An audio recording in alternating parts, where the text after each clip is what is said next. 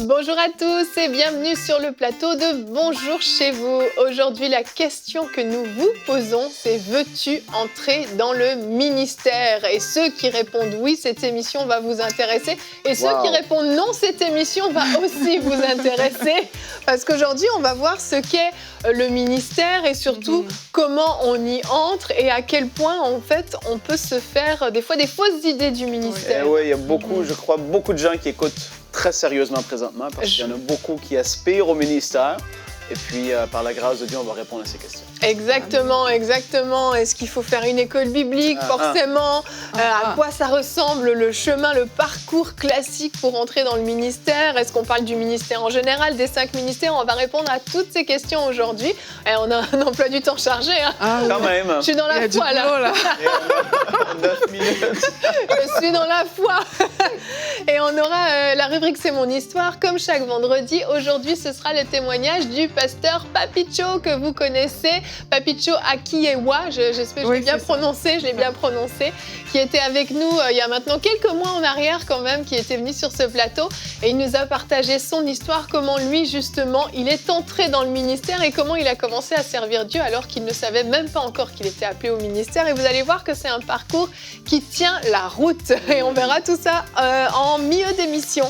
Donc Frank, on va commencer avec toi cette émission dans la pensée du jour.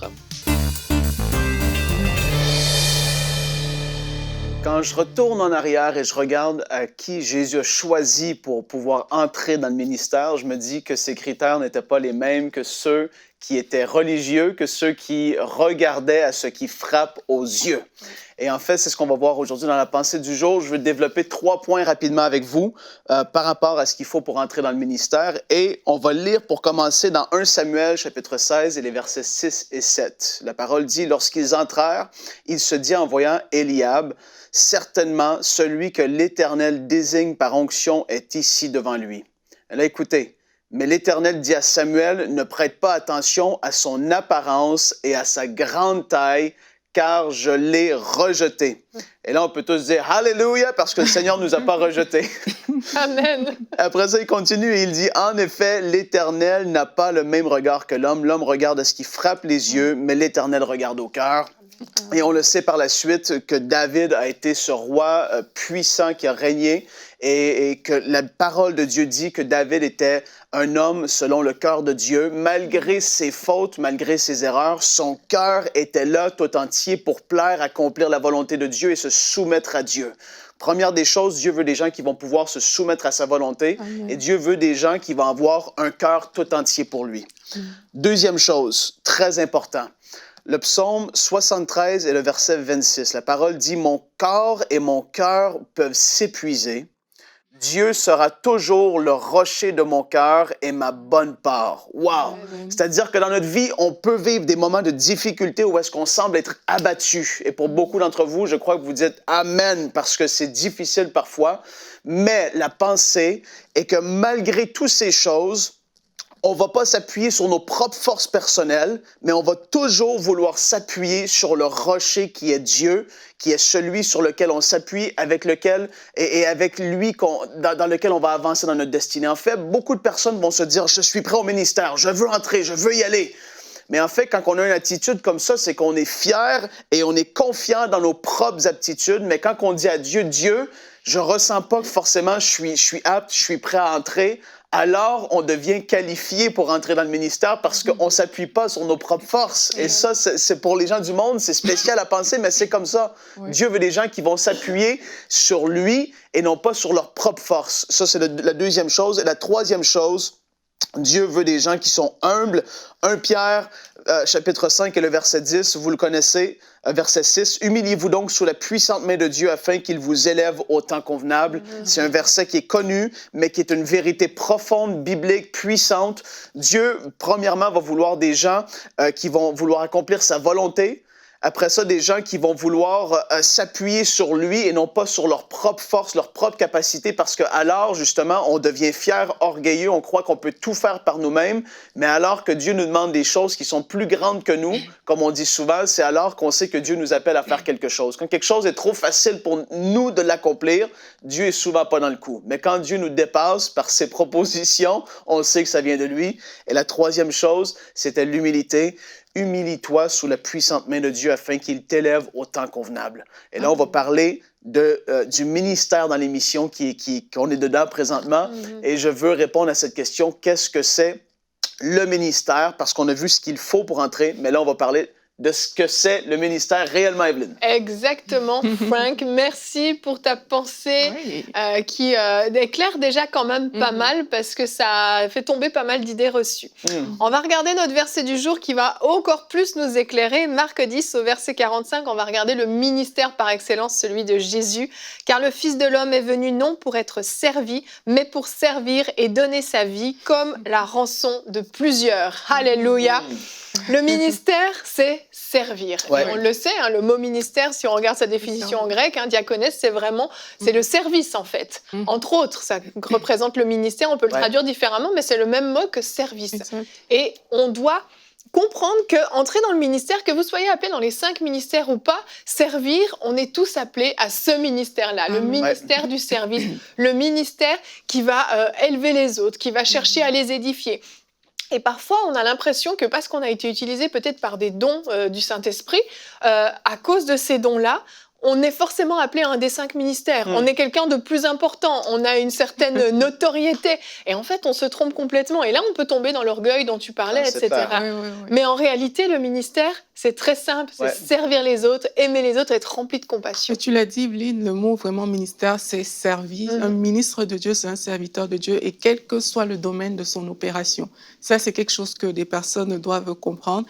Et là, dans le verset du jour, on dit que le Fils de l'homme, il est venu non pour être servi, mais pour servir et donner sa vie. Or, trop souvent, on veut servir, mais on n'est pas prêt à donner notre vie, en fait.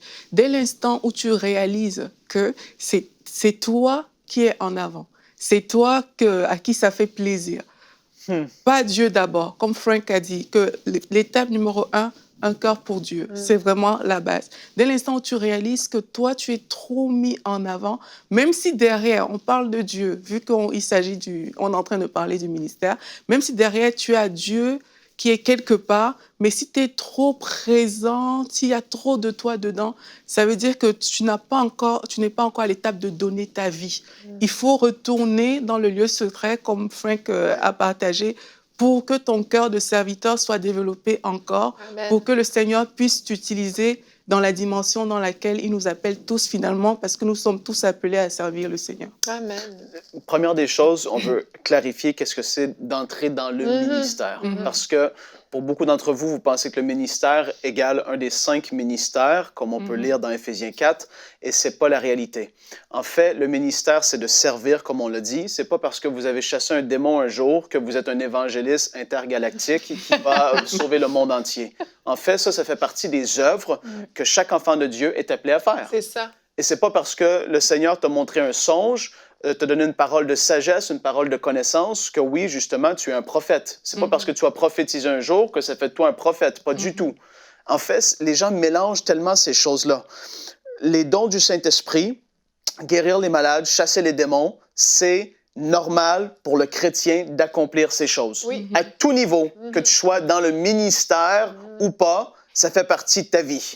Donc ça, c'est clarifié. C'est pas parce que tu as déjà fait ça que tu es dans le ministère. Ça, c'est ouvert à tous, comme je l'ai dit. Je veux vraiment mettre le point dessus. Et là où est-ce qu'on parle des 5 ministères, ça, par contre, c'est pas un truc où on se réveille et on se dit Ah, ce matin, j'aimerais devenir un évangéliste. Je vais aller à l'école. C'est pas comme ça que ça se passe. Et pour beaucoup de gens, ils se pensent, je vais aller à l'école biblique et donc je vais devenir pasteur.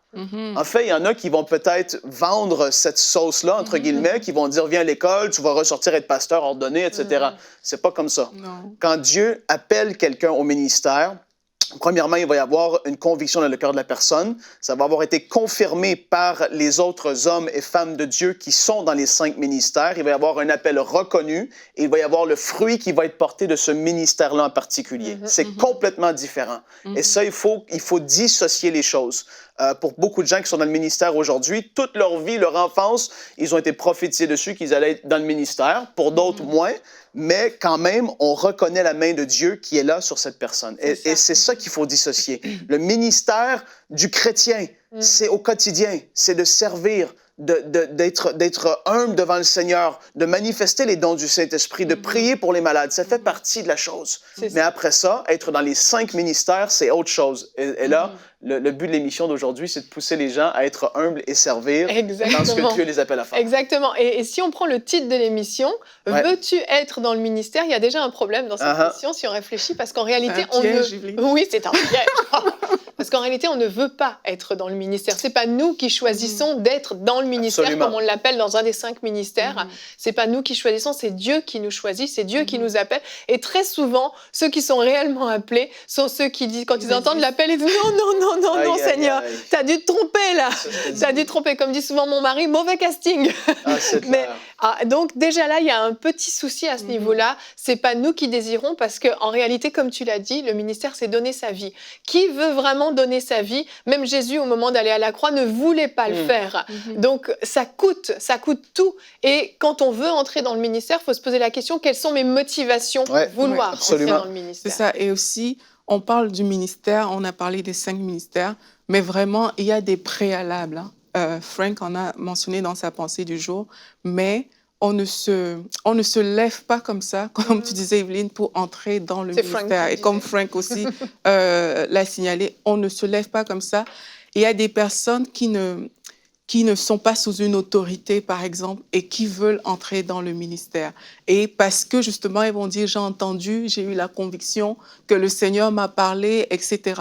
Et ils vont bondir comme ça dans le ministère. Mais vraiment, quand le Seigneur parle, comme Frank a dit, Dieu confirme sa parole. Et Dieu confirme sa parole au travers aussi de ses serviteurs et au travers des autorités que lui, il a mis sur notre vie, parce qu'on est appelé à être une autorité dans le ministère. Donc ça, c'est très important. Il y a trop de gens qui passent outre ces choses-là sous ce prétexte d'entrer. Ça aussi, c'est des mauvaises motivations très souvent. Donc on doit se méfier de tout ça. Il y a un dernier point avant qu'on passe à autre chose, c'est la promotion de Dieu, l'onction, la manifestation des dons du Saint-Esprit régulièrement, les connexions divines. Toutes ces choses-là que les gens vont vouloir rechercher vont venir naturellement, et je vais dire naturellement, mais c'est surnaturel, mais vont naturellement découler alors qu'on va juste vivre notre vie chrétienne. L'appel de Dieu va se préciser.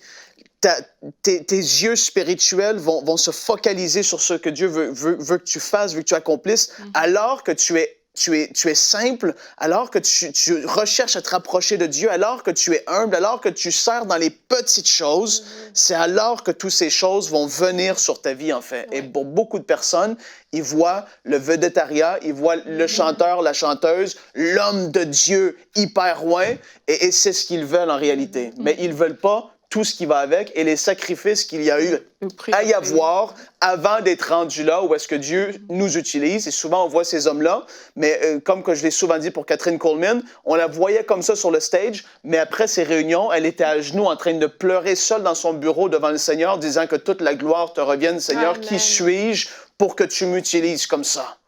Ça change tout. Parce qu'on voit quelqu'un sur le stage, mais tu vois pas l'intimité par la suite qu'il y a derrière. Ouais. Et puis, ça fait tout partie d'être dans le ministère. C'est clair, c'est clair. Vraiment, le ministère, en fait, c'est l'amour pour les autres, c'est la compassion pour les autres. Ouais. C'est, en fait, le ministère, c'est désirer que la vie des autres, au contact de la nôtre, puisse être élevée, puisse être transformée, puisse aller de l'avant. Et en fait, c'est juste ça. Si votre cœur est disposé dans cette direction-là, que vous soyez appelé à un des 5 ministères ou pas, ça ne change rien. Après, si vous connaissez votre appel, je veux préciser, on ne crache pas du tout sur les instituts bibliques, les écoles bibliques. Au contraire, c'est indispensable. Mais c'est simplement le parcours à suivre qui doit être bien réfléchi avant. Mais si vous savez que vous êtes appelé, même en tant que chrétien, moi j'encourage tout le monde à faire des écoles bibliques parce que c'est important de connaître réellement la parole de Dieu. C'est une petite parenthèse, mais je veux juste pas qu'on nous fasse dire ce qu'on n'a pas dit. Et les disciples ont fait une école biblique de 3 ans et demi avec Jésus. Exactement. C'était une bonne. Et c'était l'école biblique par excellence. Amen, amen. On va maintenant regarder le témoignage du pasteur Papicho Akiewa. On se retrouve pour la rubrique C'est mon histoire. Aujourd'hui, je reçois le pasteur Papicho Akiewa de l'église Parole du Salut, dirigée par pasteur Noëlla Lumande. Amen. Bonjour, Amen. pasteur Papicho. Bonjour Evelyne. Comment vas-tu? Par la grâce de Dieu, ça va, merci. Ça va, je Oui, suis ça va. ravie de t'avoir ici pour que tu nous racontes ton histoire. Oui. Tu es marié, tu as 2 enfants Amen. merveilleux. Et là, tu vas pas nous parler ni de ta femme ni de tes enfants parce que ça va se passer avant l'histoire. Oui. Tu vas nous raconter rapidement ta conversion, mais surtout comment tu as commencé à servir Dieu alors que tu ignorais complètement ton appel au ministère. Et donc, toi, tu es né au Congo, c'est bien ça? Bien sûr, je suis originaire du Congo, Kinshasa, où je suis né. C'est là aussi que j'ai connu le Seigneur Jésus-Christ, à l'âge, je crois, 2 mois avant que je puisse avoir mes 17 ans. Donc, il se passe que en grandissant, déjà, je me souviens que là où j'ai commencé vraiment à entrer en contact avec l'église évangélique, j'avais 5 ans, je suis allé dans une église évangélique, mais je comprenais pas trop parce que, bon, l'église connue, c'était l'autre église qui était beaucoup plus connue. Alors, c'était un peu compliqué de comprendre un peu le fonctionnement. C'est là que j'entendais le Alléluia et les Amen. J'ai compris quand même certains principes de la Bible, mais après, je n'y allais plus. Et bon, Dieu m'a donné un don et je remercie Dieu pour ce don. Et je savais et je sais toujours très bien danser. Alors, ce qui fait que déjà à l'âge de 9 ans, j'ai commencé la vie des boîtes de nuit. À 9 ans? Oui, à 9 ans. Parce qu'en fait, je savais très bien danser. Et pour moi, mon excellence dans la danse avait renversé la barrière de l'âge, quoi. Waouh, on te laissait accepté. entrer dans les boîtes de nuit à 9 ans. Oui, il y avait des concours de danse. À l'époque, c'était le Smurf, qui est devenu on l'appelle breakdance actuellement. Okay. Donc, c'était ça. Et on a gagné plusieurs fois des concours, etc. Alors, c'était lorsque j'avais 16 ans par là, et à l'école, un jour, il y avait un garçon, enfin, il avait l'habitude de prêcher la parole de Dieu à la récré. Il se tenait devant tout le monde en train d'annoncer l'évangile. Wow. Mais bon, pour nous, on se disait, c'est quoi ça? Qu'est-ce qu'il veut, ce gars? Mais en même temps, puisque j'étais en contact un peu avec l'évangile, premièrement, et puis deuxièmement, parce que j'avais une sœur qui avait déjà donné sa vie au Seigneur, donc 2 sœurs d'ailleurs, si je peux dire, qui étaient des exemples pour moi. Donc, je connaissais la parole de Dieu, je savais ce qu'il fallait faire. Alors, quand il parlait, ça m'a interpellé, mais bon, je faisais comme si j'entendais rien. Un jour, il était dans sa classe, le garçon en train de prêcher. Pendant qu'il prêchait, moi, j'étais dans la classe qui était juste en haut. Et je ne sais pas ce qui s'est passé, mais on a entendu un cri qui aurait terrorisé toute l'école. Moi, je n'ai pas entendu ce cri, j'avoue. Alors, on nous a fait tous sortir. Et en sortant, bon, je fais le caïd, hein, comme quoi, j'avais peur, mais bon. J'ai dit aux autres, c'est quoi ça? Et je rigolais. Mais dans mon cœur, j'avais quand même peur. C'est en ce moment-là qu'il y a eu des amis qui ont saisi l'occasion pour nous parler de la part du Seigneur. Wow. Et ce jour-là, j'ai pris la décision de suivre Jésus-Christ. Donc, c'était en mai 1992. Gloire à C'est là que Dieu. j'ai donné ma vie au Seigneur Jésus. Et par la grâce de Dieu, j'ai rejoint l'église de ma sœur qui n'habitait plus au Congo à l'époque. Et c'est l'église de la Borne, c'est là que nous avons évolué. Nous étions dans une cellule qu'on appelle AEG, qui veut dire Action évangélique de la Gombe. C'est là que nous avons grandi, nous avons appris à suivre le Seigneur. J'ai eu la grâce de me convertir avec tous mes amis. Mais quelques années après, je vais dire chaque année, il commençait à retourner. Bon, c'est pas ça le problème. C'est que une année après, la vie chrétienne devenait un peu lourde pour moi. Il y avait plus de goût. C'était une vie ennuyeuse pour moi. Tu avais besoin de vivre quelque chose. Ouais. Et je savais aussi que je ne pouvais pas retourner dans le monde parce qu'il n'y avait rien qui m'attirait dans le monde. Quoique j'étais tenté, ça c'est évident. Tenté comme tout le monde par la chair, évidemment. Mais seulement, je me disais que je ne me voyais plus dans le monde. Je ne me voyais plus dans le monde, en tout cas. Et je ne savais pas quoi faire. Un mercredi, vers 0h, j'ai mis mes genoux par terre. J'ai dit, Seigneur, s'il te plaît, aide-moi. Si tu ne m'aides pas, je crois que je vais abandonner cette fille. J'ai prié comme ça 2 minutes, 1 minute, et directement, je n'ai pas compris. Une idée venue dans ma tête, c'est de pouvoir aller en retraite. Et j'ai parlé à quelques amis. On est entré en retraite, on a prié pendant 3 jours, je n'ai prié, on priait pendant 3 jours. Et puis, quand on a fini, bon, à dire vrai, est-ce que j'ai rien senti, j'ai rien vu, donc rien de surnaturel. Et la semaine après la retraite, nous sommes allés accompagner notre berger de l'époque, prêcher, parce qu'il tenait un séminaire quelque part. Et lorsque nous y sommes allés, généralement, quand il va prêcher, il a ses intercesseurs avec lui, enfin les intercesseurs de la cellule, si vous voulez. Alors, nous sommes partis, arrivés là-bas, il a prêché, mais le 3e jour, il n'y avait pas assez d'intercesseurs. Il y en avait, je crois, 2 ou 3. Et puis, il a fait l'appel, il y avait beaucoup de gens. Il nous a regardés, il a fait signe, venez prier pour les gens. My God. C'était déjà, moi, aller prier pour les gens. Alors, on est arrivé pour prier pour les gens. Et la première personne, je sais pas, parmi les premières personnes sur qui j'ai imposé la main, il y avait une qui était en train de tituber un peu, de bouger. Je dis, mais c'est quoi ça? Je pense pas que je suis en train de le pousser.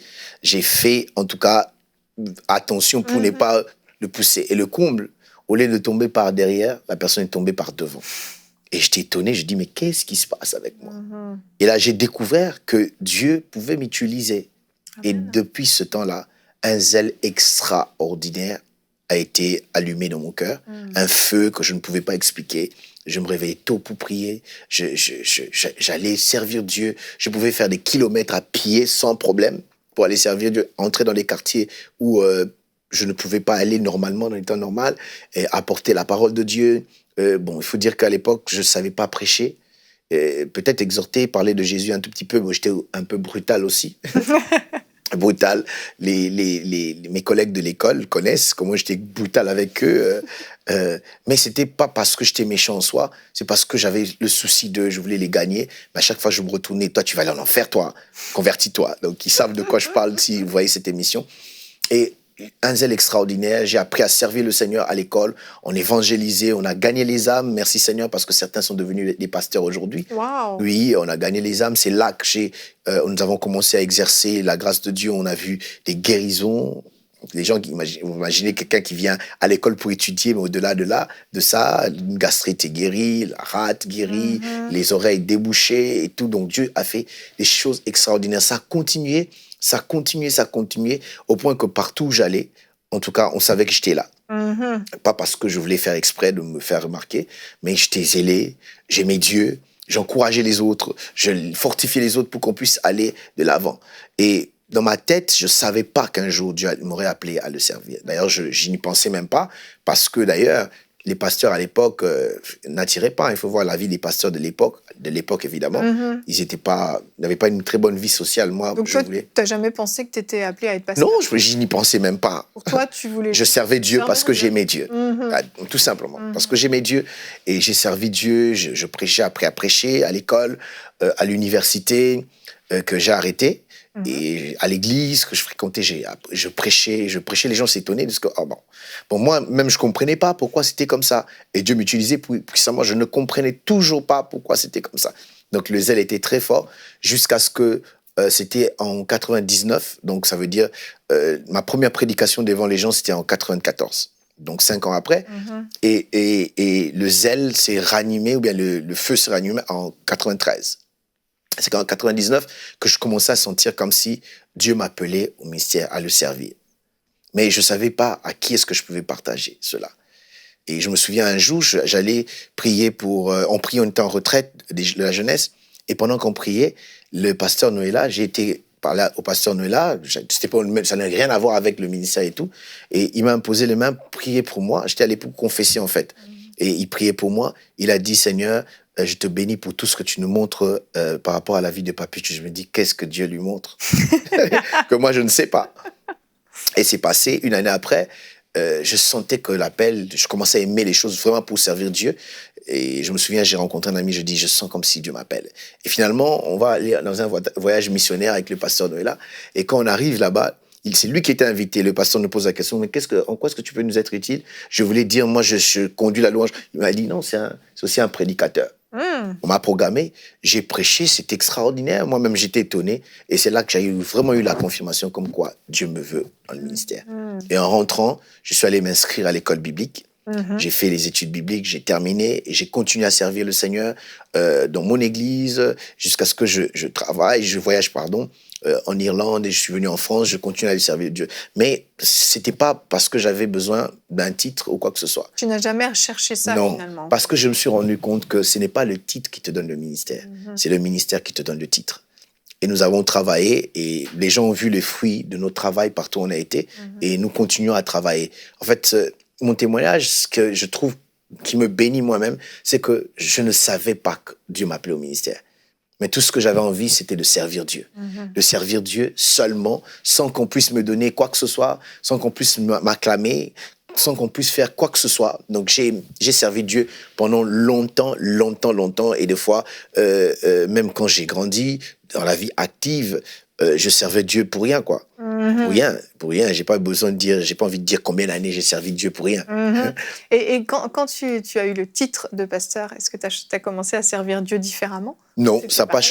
pas changé. Ça n'a pas changé du tout qu'on puisse m'appeler pasteur. Je crois que ceux qui me connaissent savent que le zèle que j'avais avant, c'est le zèle que j'ai après qu'on a commencé à m'appeler pasteur, à travailler pour le Seigneur, etc. Donc, c'est l'aspect important de ma vie chrétienne. Et j'aime ça. Et s'il faut conseiller quelqu'un, je lui dirais de servir Dieu, pas parce qu'il vise un titre, parce que le titre ne te donnera jamais le ministère. J'ai vu des gens qui ont fait des micmacs pour avoir un titre, pour être ordonnés, etc. Et le jour où ils ont été ordonnés, c'est ce jour-là qu'ils ne servent plus le Seigneur. Aïe, aïe, aïe. Et c'est fini, ils souffrent et ils arrêtent dans le ministère. Mais de l'autre côté, j'ai vu des gens, je connais, qui n'ont pas des titres extraordinaires, mais jusqu'à aujourd'hui, ils continuent à servir le Seigneur. À servir le Seigneur, par la grâce de Dieu, nous avançons. Et je vois autour de moi, j'ai des amis avec qui nous avons grandi, nous avons reçu le Seigneur au même moment, qui dirigent les églises. Mais moi, ça m'a jamais été une pression de diriger une église parce que j'ai autant d'années, parce que je prêche. Je crois que toute chose se fait en son temps. Chaque chose se fait en son temps. Et je sais qu'au moment important, quand Dieu le permettra, nous le ferons. Mais le plus important, c'est de servir Dieu. Et c'est ce que j'ai appris dès mon bas âge. Wow. J'ai grandi dans une église où il y avait 2 messages qui primaient. C'était la sanctification Amen. et la puissance pour servir Dieu. Donc, ce qui fait que ce sont les choses avec lesquelles je marche aussi, chercher à me sanctifier, à être vraiment un bon chrétien.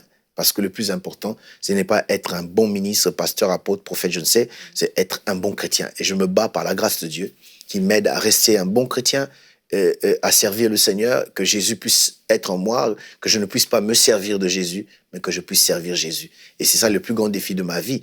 Et non seulement le défi de ma vie, mais j'aimerais terminer. Il y a une phrase que l'apôtre Paul a dit, il dit « J'ai combattu le bon combat, j'ai terminé la course et surtout, j'ai gardé la foi. » Et je prie le Seigneur qui m'aide, qu'un jour je puisse dire aussi « J'ai combattu le bon combat, j'ai terminé la course, mais surtout ce qui est plus merveilleux, j'ai gardé ma foi. » Et peut-être ce sera un exemple pour d'autres personnes de continuer et de terminer leur course le jour où Dieu permettra que je parte, que j'aille me reposer auprès de lui, que les gens puissent dire il avait gardé la foi. Amen. Que Dieu soit loué. Donc Amen. je bénis Dieu pour cela et je glorifie le Seigneur pour tout ce qu'il a fait dans ma vie. C'est ça mon histoire. Merci, pasteur Papicho, merci beaucoup. Merci. J'aime beaucoup son histoire, c'est tellement simple, c'est le parcours qui devrait être normalement typique en fait. On commence à servir le Seigneur parce qu'en fait, juste on aime Dieu, on aime voir la vie des gens être transformée et c'est largement suffisant. Et j'espère vraiment de tout cœur que vous avez été édifiés par cette émission, que vous avez été éclairés également sur ce qu'est le ministère et ce que ça n'est pas et que vous avez pu peut-être réajuster certaines choses dans votre cœur. En tout cas, je vous remercie à tous de nous avoir suivis, c'était un plaisir d'être avec vous. Et on se retrouve la semaine prochaine pour de nouvelles émissions de Bonjour chez vous. Soyez bénis et bon week-end.